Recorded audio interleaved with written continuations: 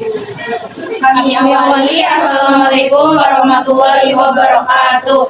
Kami dari kelompok 5 ingin mempresentasikan materi perlawanan bangsa Indonesia terhadap kolonial Belanda. Pertama-tama, kami akan memperkenalkan diri. Perkenalkan, nama saya Zunuraini, absen 6. Perkenalkan, nama saya Rosalia Indah, absen 29. Perkenalkan, nama saya Jessica Anggia Amelia, absen 11. Perkenalkan, nama saya Vina Melamuti, absen 34. Saya Naya Kata Fakulta, absen 26. Perkenalkan, nama saya Widikita Jamalia, absen 35. Perlawanan terhadap kolonial Belanda. Yang pertama, perlawanan Patimura. Perang Patimura pada tahun 1817 merupakan sebuah peristiwa sejarah yang terjadi di Maluku yang merupakan bentuk perlawanan rakyat terhadap VOC atau Serikat Dagang milik Belanda. Maluku merupakan sumber rempah-rempah yang memang kerap didatangi para pedagang dari Cina, India, Arab hingga bangsa Eropa. Penyebab perang Patimura pada sekitar abad 16-17 Masehi, bangsa-bangsa Eropa seperti Inggris, Belanda, Spanyol, dan Portugis yang datang ke Maluku memang sudah mencoba memperebutkan kekuasaan dagang di wilayah tersebut. Maluku sempat berada di bawah kekuasaan Inggris hingga pada awal abad 19, kawasan Maluku kembali berada di bawah kekuasaan Belanda. Hal ini terjadi setelah Inggris menandatangani perjanjian Traktat London dengan menyerahkan wilayah kekuasaan Indonesia kepada Belanda. Salah satunya adalah tindakan sewenang-wenang dari Presiden Saparua Van den Berg yang merupakan kesengsaraan bagi rakyat Maluku karena kerja paksa yang sebelumnya dihapus pemerintah Inggris justru kembali dilakukan. Rakyat Maluku juga diwajibkan untuk menyediakan perahu guna memenuhi keperluan administrasi dan militer Belanda tanpa diberi bayaran. Kronologi perang Patimura, kembalinya Maluku di tangan Belanda tidak hanya urusan politik kekuasaan, kebijakan ekonomi berupa monopoli rempah-rempah membuat rakyat di sana geram. Tambah lagi aturan tentang monopoli semakin memperburuk ekonomi. Selain itu, kebijakan lainnya seperti kerja wajib, pajak terhadap pemerintah Belanda, uang kertas pengganti uang logam pribumi yang menimbulkan kebingungan. Terakhir, pribumi Maluku yang banyak harus mengikuti dan menjadi serdadu atau tentara Belanda tanpa sesuai keinginan. Dampak perang Patimura adalah direbutnya benteng Durset oleh rakyat Maluku. Selain itu, perang Patimura juga telah berhasil menyatukan dan mengobarkan semangat perjuangan rakyat Maluku terhadap penindasan yang dilakukan oleh pemerintah kolonial Belanda. Perlawanan Kerajaan Bali. Perlawanan Bali terhadap Belanda. Pendudukan Belanda di Nusantara identik dengan kesewenangannya dan dalam mengusik adat dan peraturan daerah. Hal tersebut juga terjadi di Bali. Wartawan perang yang telah dilakukan sebelum Belanda datang diusik di eksistensinya oleh Belanda. Perlawanan karang adalah tradisi Bali yang menyebutkan bahwa kapal beserta isinya yang karam dan terdampar di pesisir Bali adalah hak milik Raja setempat. Latar belakang perlawanan.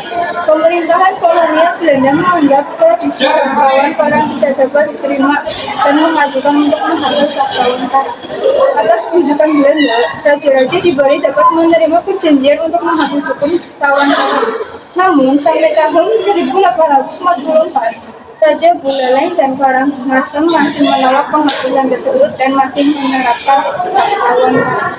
Dalam sejarah Indonesia modern 1200 sampai 2004, karya M.C. Nicholas, latar belakang perlawanan rakyat Bali terhadap Belanda adalah dipaksanya penghapusan tawan perang kepada kerajaan-kerajaan di Bali.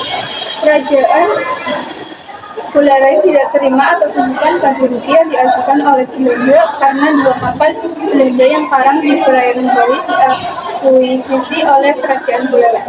Jalannya perlawanan. Dalam buku Sejarah Nasional Indonesia jilid keempat karya Santoso Kartodirjo disebutkan bahwa Belanda datang untuk menyerang Bali pada pertengahan 1846. Armada Belanda terdiri dari 1.700 prajurit gabungan dari Batavia dan Surabaya dan dipimpin oleh Komandan Tertinggi Van den Plas. Selama 2 hari, pasukan dari Kerajaan Buleleng, Karangasem, dan Kalampur bertempur mati-matian mempertahankan kedaulatan Bali. Namun karena persenjataan Belanda yang lebih lengkap dan modern, maka para pejuang mengalami kekalahan. Kekalahan tersebut menyebabkan Raja Buleleng Gusti Ngurah mati dan Ketut Jelantik mundur ke daerah Jawa. Akhir perlawanan. Belanda telah mengetahui pengingkaran perjanjian damai oleh Bali pada 1847. Pada tanggal 15 April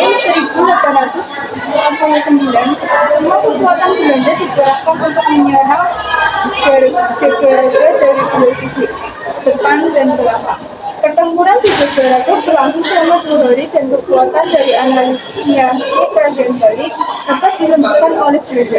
Raja Buleleng dan terus jelas melarikan diri menuju Karangasem untuk meminta bantuan dari Raja Karangasem. Namun Belanda dan pasukannya tetap mengejar Raja Buleleng dan Ketut Jelas. Mereka terbunuh dalam. Yang ketiga, perlawanan Pangeran Diponegoro. Perlawanan yang dilawan Pangeran Diponegoro terhadap pemerintah kolonial Belanda menjadi salah satu catatan sejarah yang dikenal dengan sebutan Perang Diponegoro. Perang Diponegoro atau disebut Perang Jawa terjadi pada tahun 1825 sampai 1830. Sejarah mencatat Perang Diponegoro sebagai perang dengan korban yang sangat besar hingga menewaskan ratusan ribu rakyat Jawa dan puluhan ribu dari Belanda. Perang Diponegoro bahkan menjadi perang terbesar selama masa pendudukan Belanda di Indonesia. Latar belakang Perang Diponegoro. Secara umum, Perang Diponegoro dilatar belakangi oleh adanya ikut campur Belanda pada urusan kerajaan. Pihak keraton tidak berdaya akan pengaruh politik pemerintah kolonial dan justru hidup mewah serta tidak memperhitungkan rakyatnya. Selain itu, sebab dari Perang Diponegoro adalah pemasangan tonggak-tonggak untuk membuat kereta api yang melewati makam dari leluhur Pangeran Diponegoro. Kronologi Perang Diponegoro. Perang Diponegoro diawali dari 20 Juli 1825, di mana istana mengutus dua bupati senior untuk memimpin pasukan Jawa Belanda menangkap Pangeran Diponegoro dan Mangkubumi di Tegalrejo. Saat itu, Pangeran Diponegoro beserta sebagian pengikutnya mampu menyelamatkan diri, namun kediamannya habis dibakar. Perang Diponegoro banyak melibatkan elemen masyarakat seperti petani hingga golongan priai yang menyumbangkan dana untuk Diponegoro. Perjuangan Diponegoro dibantu oleh Kyai Mojo yang merupakan tokoh spiritual pemberontakan. Hanya butuh waktu 3 minggu untuk Pangeran Diponegoro melakukan penyerangan dan menduduki Keraton Yogyakarta. Keberhasilan ini diikuti di beberapa wilayah pada tahun-tahun pertama. Pergolakan meluas ke arah timur mencapai Madiun, Magetan, Kediri, dan sekitarnya. Meluas pergerakan Diponegoro dianggap sebagai penggerakan kekuatan di seluruh Jawa. Dampak Perang Diponegoro, satu korban kurang lebih 200 jiwa dari penduduk Jawa. Korban 8.000 tentara Belanda dan 7.000 serdadu pribumi yang membantu Belanda. 2. Penegasan dominasi Belanda pada kekalahan Diponegoro. 4. Raja dan bupati tunduk pada Belanda. Perlawanan Imam Bonjol. Latar belakang Perang Badri pada diawali perbedaan prinsip mengenai ajaran kaum Badri dan kaum adat. Perbedaan pandangan mengenai kebiasaan di kerajaan baku pengaruhnya antara Islam dan adat. Hal ini bermula dari kepulauan 3 orang haji dari Mekah sekitar tahun 1803, yaitu Haji Miskin, Haji Sumanik, dan Haji Piobang yang mengirimkan penerapan syariat Islam secara sempurna pada masyarakat Minangkabau. Kaum adat dalam kesehariannya menerapkan kebiasaan seperti sabung ayam, judi, dan minum minuman keras. Hal ini yang menyebabkan ketidaksepahaman kaum Badri karena melanggar syariat Islam. Perang Badri meletus sebagai perang saudara dan melibatkan suku Minang dan Mandailing. Kaum Badri dipimpin Harimau Nansalapan, sementara kaum adat dipimpin Sultan Arifin Muhammad. Kronologi. Pada 1815, pertempuran memuncak di Kota Tengah dekat Batu Sangkar. Imam Bonjol bersama pasukannya dari kaum Badri pun berhasil mendesak kaum adat.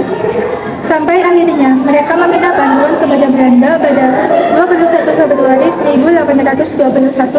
Meskipun kaum adat mendapat dukungan dari pihak Belanda, hal ini tidak membuat kaum Badri kesulitan dalam melakukan perlawanan. Justru kaum Badri semakin bergerak maju hingga sulit ditaklukkan oleh Belanda dan kaum adat. Oleh sebab itu, melalui Gubernur Jenderal Johannes van den Bos, Belanda mengajak Imam Bonjol selaku pemimpin kaum Badri untuk berdamai. Sayangnya, perjanjian ini dilanggar oleh Belanda sendiri dengan menyerang desa Pandasikan. Lebih lanjut, pada 1833, peperangan pun berubah. Kaum adat dan kaum Badri yang awalnya bertikai kini justru bekerja sama melawan Belanda. Sayangnya, meskipun sudah bergabung, kaum adat dan kaum Badri mengalami kekalahan dalam perang Badri. Tuanku Imam Bonjol kemudian menyerah kepada Belanda pada Oktober 1837 dengan kesepakatan bahwa bahwa anaknya Naali Sultan Janiago diangkat sebagai penjabat kolonial Belanda. Akhir dari Perang Patri sendiri adalah ditangkapnya Tuanku Imam Bonjol setelah terjadi pengepungan benteng Bonjol dan Tuanku Imam Bonjol dapat ditipu dan ditangkap. Peperangan masih berlanjut dan benteng terakhir dari kaum Patri di Dalu akhirnya dapat dikuasai oleh Belanda pada 28 Desember 1883. Tuanku Imam Bonjol yang dibawa ke Padang, lalu Tuanku Imam Bonjol diasingkan ke Cianjur pada tahun 1838. Yang nomor 5 ada perlawanan Sisimangaraja 12. Perlawanan pada Februari 1878, Sisimangaraja 12 mengadakan upacara keagamaan untuk menggalang orang Batak di balik perang perlawanan melawan Belanda.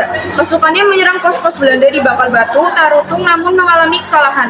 Ia pun berkumpul kembali dan melancarkan serangan baru pada 1883 sampai 1884 dengan mendapat bantuan dari Aceh. Mereka menyerang Belanda di Uluan dan Balige pada Mei 1883 serta Tangga Batu pada 1884. Belanda sendiri menyiksa dan membunuh orang Batak yang diduga menjadi pengikut dari Sisimangaraja 12. Pasukan Belanda juga membakar rumah serta mengenakan pajak hukuman. Pada 1904, pasukan Belanda di bawah Letnan Kolonel Godfred Conrad Van Dalen menyerang Tanah Gayo dan beberapa daerah di sekitar Danau Toba untuk mematahkan perlawanan Batak. Pasukan dari Sisimangaraja 12 sendiri melakukan perang gerilya serta menghindari pasukan Belanda. Sebelum Belanda melancarkan serangan lagi pada 1907 terhadap sisa pasukan Sisimangaraja 12 di wilayah Toba, mereka memperkuat pasukan dan senjata. Pertempuran selanjutnya antara Belanda dan pasukan Sisimangaraja 12 pun terjadi di Pak pasukan Belanda dipimpin oleh Kapten Hans Christoffel. Perang Batak. Sisimangaraja 12 sebagai Raja Batak menolak adanya upaya penyebaran agama Kristen yang dilakukan oleh para misionaris Belanda di wilayah Batak. Hal ini disebabkan karena Sisimangaraja khawatir kepercayaan dan tradisi animisme rakyat Batak akan terkikis oleh adanya perkembangan agama Kristen. Upaya penolakan ini dilakukan dengan cara mengusir sendik atau organisasi penyebar agama Kristen yang memaksakan agama Kristen pada rakyat Batak pada 1877. Menanggapi tindakan pengusiran ini, para misionaris pun meminta perlindungan dari pemerintah kolonial Belanda. Sejak saat itu, perang antara rakyat Batak dan Belanda pun terjadi yang disebut Perang Batak. Kegagalan dalam pertempuran melawan rakyat Aceh akhirnya membuat Belanda mulai geram dan menugaskan Dr. Smith Durtunje untuk menganalisis kelemahan dari pasukan Aceh. Akhirnya ia pun mengusulkan beberapa cara untuk menaklukkan Aceh, yaitu 1. Memecah belah persatuan dan kekuatan masyarakat Aceh karena dalam lingkungan masyarakat Aceh terdapat rasa persatuan antar kaum Basamam, ulama dan rakyat. 2. Menghadapi kaum ulama yang fanatik dalam memimpin perlawanan harus dengan kekerasan, yaitu dalam kekuatan senjata. 3. Bersikap lunak terhadap kaum bangsawan dan keluarganya dengan memberikan kesempatan kepada mereka untuk masuk ke dalam common project di pemerintah kolonial. Akhir Perang Aceh. Perang mulai mereda setelah Sunyadin berhasil ditangkap lalu diasingkan ke Belanda sampai akhirnya wafat pada 8 November 1908. Perang selanjutnya dilanjutkan oleh Sutnya Mutia dan Panangure sampai pada akhirnya Oktober 1910 keduanya gugur dan perang lebih berakhir secara massal pada tahun tersebut.